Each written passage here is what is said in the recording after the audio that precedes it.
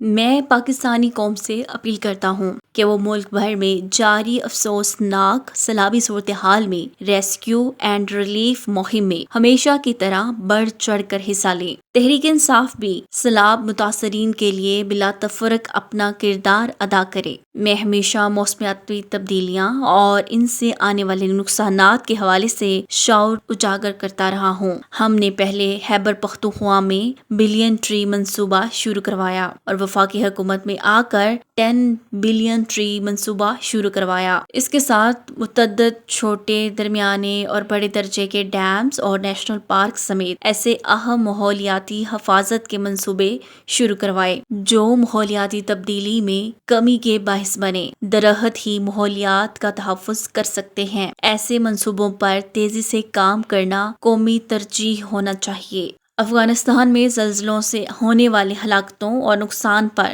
دل شدید رنجیدہ ہے۔ ہم مشکل کی اس گھڑی میں اپنے افغان بھائیوں کے ساتھ کھڑے ہیں۔ مجھے افغانیوں کے پاکستان سے زبردستی نکالے جانے پر بھی شدید تحفظات اور افسوس ہے۔ خیبر پختونخوا میں اپنے ہی لوگوں میں ملٹری آپریشن فوری طور پر بند ہونا چاہیے۔ علی امین گنڈاسپور سمیت صوبائی حکومت کو اس معاملے پر بھرپور مذمت کرنی چاہیے۔ پہلے ہی وہ علاقے سیلاب کی تباہی جھیل رہے ہیں۔ ان حالات میں آپریشن یا ڈرون حملے اور اپنے ہی علاقے سے بے دخلی زخموں پر نمک چھڑکنے کے مترادف ہے۔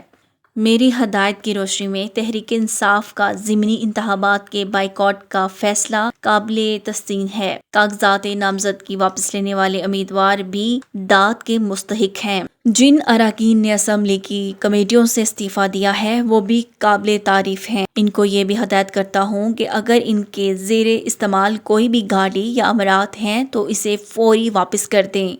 پشاور جلسے کی حتمی تاریخ کا فیصلہ دسمبر ہی میں سیلاب کی صورتحال دیکھ کر مشاورت سے کیا جائے۔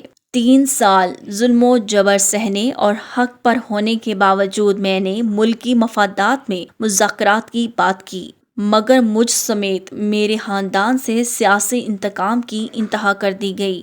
ہمارے لوگوں پر سیدھی گولیاں چلائی گئیں۔ پارلیمان میں ہمارے اپوزیشن لیڈرز تک کو نااہل کر دیا گیا۔ اس کے بعد مذاکرات کی گنجائش باقی نہیں رہتی۔ یہ مجھ سمیت میرے خاندان میں سے جس مرضی کو قید کر دیں، میں اپنے موقف سے پیچھے نہیں ہٹوں گا اور نہ ہی آگے جھکوں گا۔ سابق وزیر اعظم عمران خان نے اپنے سوشل میڈیا اکاؤنٹ پر جاری بیان میں مختلف صورتحال پر اپنے تاثرات کو ظاہر کیا۔